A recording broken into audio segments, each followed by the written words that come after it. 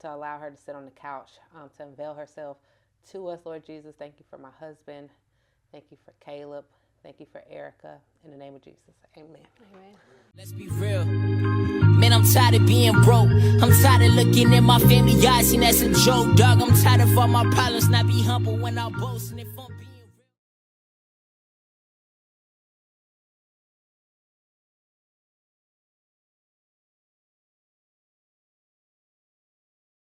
Yo. Welcome back to Couch Therapy with God. My name is Ashley. I am the host, you guys. I'm getting comfortable with doing this, introducing myself. I might slip up sometimes, you guys, but hey, I'm Ashley.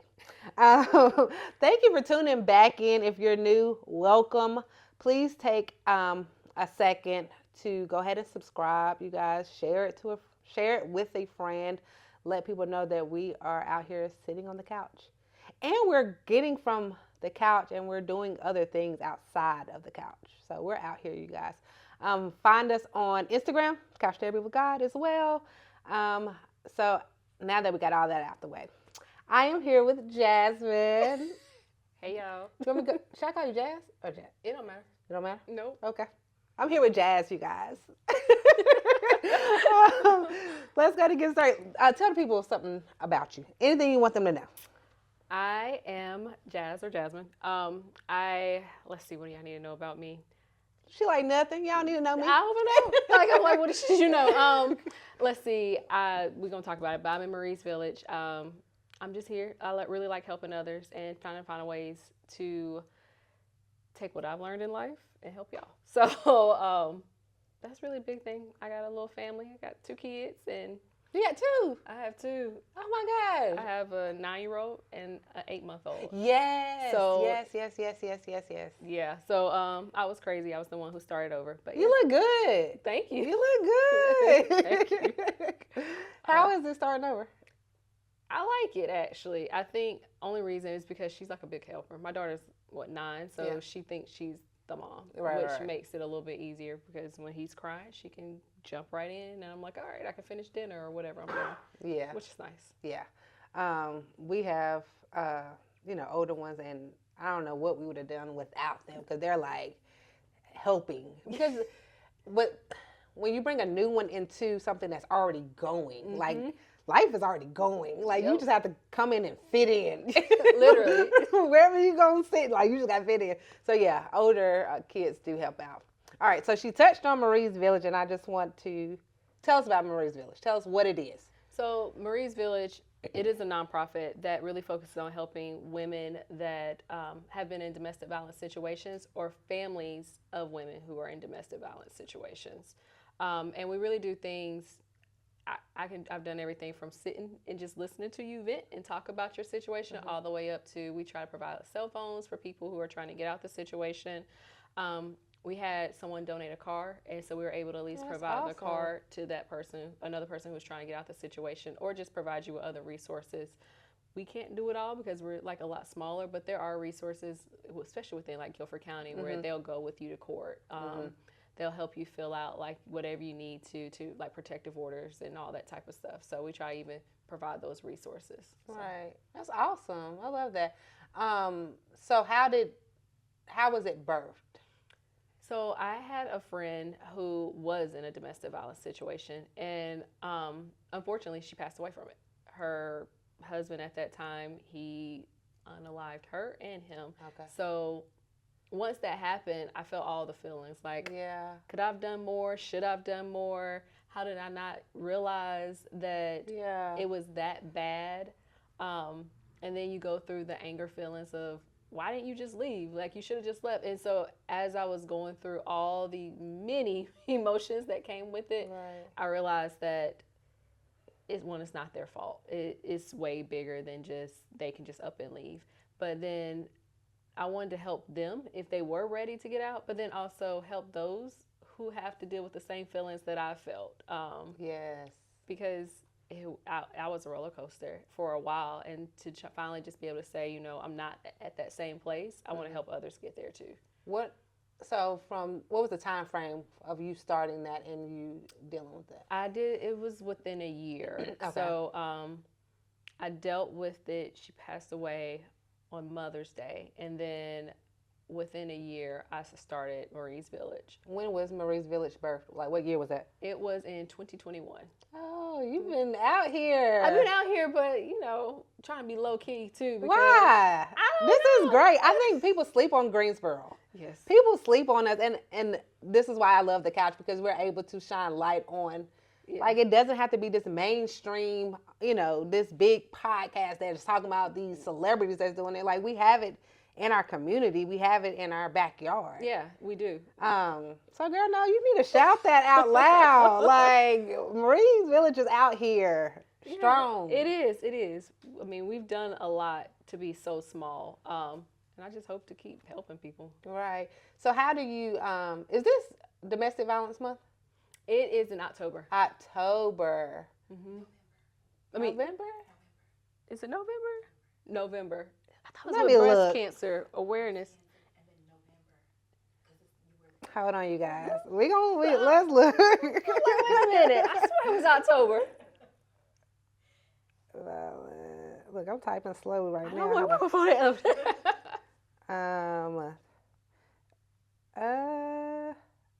October. Look at you. We got somebody sitting in, you guys, telling us what to do. Sitting in, she's not even supposed to be here. It is in October, you guys. October. And I do have later, I think it is on October, I have two women that will sit on the couch that have been involved in domestic violence. So I'm excited to see. You'll be surprised how many people and who has been involved in domestic violence. Yeah. Because it's not, you think they have like a certain persona and personality, and it's not. Yeah. I mean, it's really not. I've seen some people who have a lot of money to it, and in this situation, I've seen people who aren't, and it's just different. That is true. Because when I put it out there, I got so many people in my DMs like, I've been through it. I'll talk about it. And I was like, whoa. It was too many for me to like have everyone on the couch. But I think it was beautiful for them to now want to talk about it out loud. So, okay. How do they get in contact with you? Like, so I think the easiest way is through Facebook or email. So they can either do my Facebook, facebook.com/Marie's Village, or you can just do Marie's Village at gmail.com. Yeah. And that's the easiest ways to like get in contact with me. We try the whole phone thing, but a lot of people don't have phones, but they can go to the library and they can get on a computer and they can do that type of stuff. So I think that's just easier. Yeah. And you do something else other than Marie's Village, right? I do. So how do you, you can tell them if you want to tell people what you do. Oh, no, I'm a nurse as well. So when I'm not doing all this other stuff, I like to do nursing. And I try to do Marie's Village because it's domestic violence. It's kind of like one of those as needed things. You don't necessarily, I don't do it every day, but I do try to like establish to where people can still donate regardless of if somebody needs it. So when that person does come, I'm not scrounging around trying to find something. Yeah. So. Do y'all take volunteers or anything? We do. I wanna do something. Let's talk because when the month of October, my plan is to actually kind of do something where whether it's a forum or people can come and listen, and then to come in, it's like do donations. Somebody brings some form of clothes for adults and kids, and then just come in and listen, because I think if people are more aware of domestic violence, it won't be such a taboo. I know, yeah, that's true. And I think that's just how humans are. If you're not in something, you don't think about it. Yep. You don't realize the effect that it is unless you've dealt with it. So yeah, I would love to couch therapy with God. Would like to do something with you absolutely. in regards to it. Let me ask you, what advice would you give to women seeking support but hesitant to reach out? Do it. Like that's even, I think a lot of people in domestic violence situations, it's hard to see outside of the situation that they're in.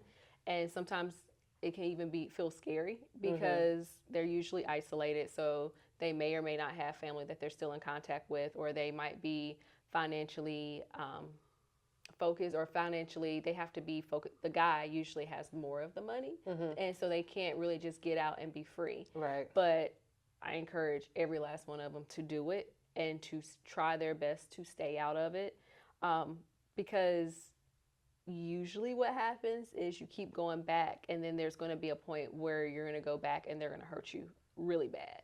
Yeah.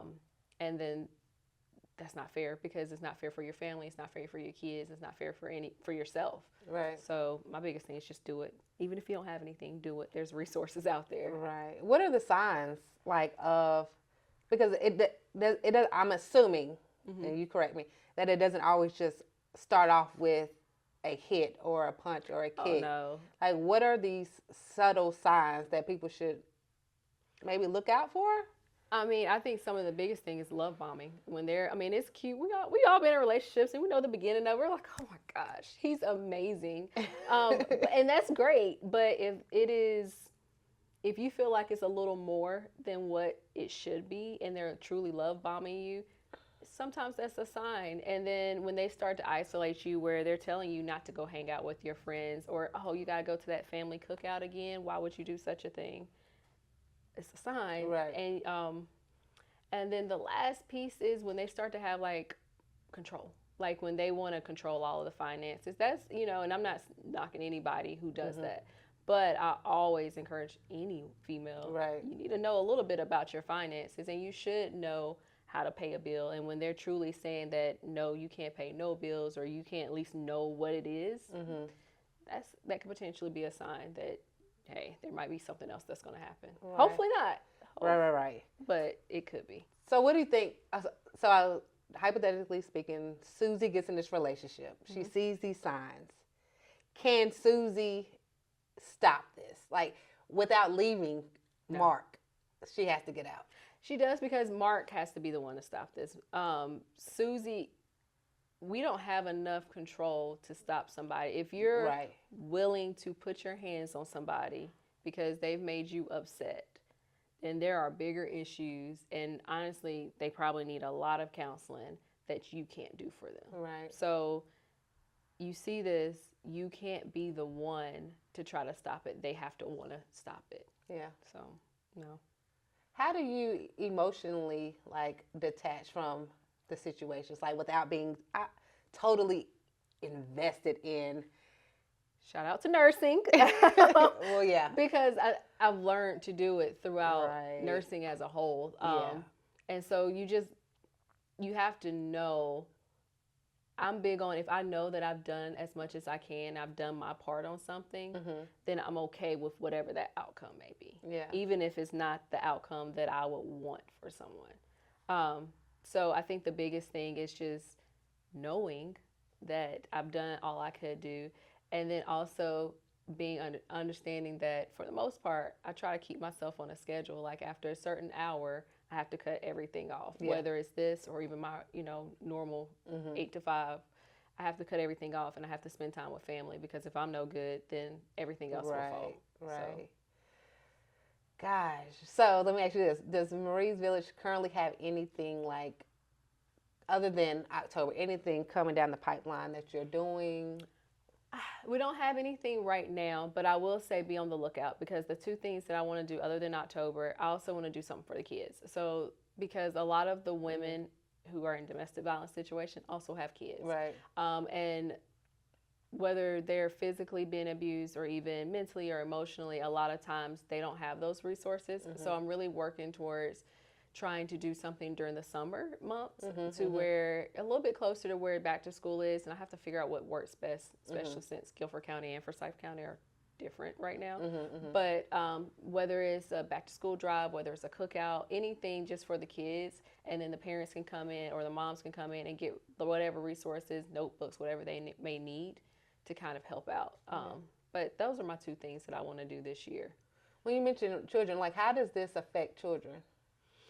A lot of times, either it definitely affects children, but a lot of times, even the research that I've done, I've noticed that either the child becomes like the father, or whomever, and then they end up being abusers, or they become very intimidated and scared, Sometimes they have a lot of, well, let me first, I'm no counselor, but you Right. know, what I have seen a lot of times they become intimidated, they're scared, they like to block out what is going on in their lives to where they don't have the memory of it. But then when they get older, they're wondering why some of their actions, like, why am I scared? Why can't I be in a healthy relationship? Why do I keep choosing the same type of guy that's abusive to me?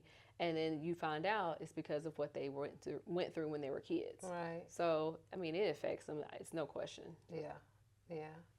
So, what made you with Marie's Village, like, instead of just having a helping hand, what made you like, I want to actually start a nonprofit and actually, like, I don't want to just help on this, you know. Does that make sense? Yeah. It. The biggest thing is for when other people help me and help with Marie's Village, honestly, they can get a benefit out of Right. it. Because as much as I would love to say in this world, people don't look for benefits on why they're helping others. Yeah. They do. Yeah. So if it's a nonprofit, they can usually write it off on their taxes if they give a donation. They can usually they can usually even like mention it within their own organizations and companies like that. So for others, it's beneficial if it's a nonprofit. Yeah. And then plus, as I hopefully plan to expand and it not just be for domestic violence, it makes it easier when I've already established the nonprofit within Marie's Village. So you're wanting to do more. Yeah, I do. I want to help women as a whole. Sorry, guys, but I want to help women just mainly because there's so much that we could teach women and teach young women. I mean, honestly, teach some of the older women too, because of our own experiences. So if I can help them not make some of the same mistakes I made, or if they do make that mistake, show them how they can still be successful, then why not help them? Yeah. I love it. I love it all. Like, I'm like taking it all in for myself. Like, this is so good, Jazz. I did not, like, I looked on your website and I see you post, but to actually like sit down and talk with you, to actually peel back the layers of everything that you're doing. Listen, I'm like, I probably should do better on like websites and all those, because that's not me. I'm just like, all right, it's there. You know, here's the website, but let's get in the nitty gritty. So I'm glad to be able to actually talk about it because I really do enjoy it. Let me actually, as a friend, because you were a friend, what would you say, how to help a friend? Support, always be there. It gets frustrating, I will say, that you feel frustrated when you see somebody in a situation you know it's not good for them, and then you're like, leave, and they're like, all right, and they may leave for 5 minutes or they may leave for a couple of days, and then all of a sudden you talk to them again and they're like, I'm with them. And you know, we've all done that, but it gets frustrated. And my biggest thing is just making sure that you always keep a open communication with them, like making sure they understand that they can talk to you, whether it's good or bad or indifferent, and you're not going to just judge them, and that you're always there for them. So if they do decide to leave them, even if it's 10 times they decide to leave them, when they decide to leave, you always want to be there. Yeah. And you always want to make sure that you have open arms within, and I say that also just to make sure that within your own safety, because if they're willing to put their hands on someone that they love, then they're going to be willing to put their hands on someone else. So just make sure you're safe, but still being there for them. Yeah. And I know we talked about this a little bit, because you said, you know, when to cut stuff off, like when to go spend time with your family. But when things do become overwhelming, other than that, like, what do you do to pour back into yourself? Self-care is huge. I do little things. One, I like going to church. I go to church. I get what I need from God, sometimes through church, and it doesn't have to be like a sermon. I like just listening to the music and things like that.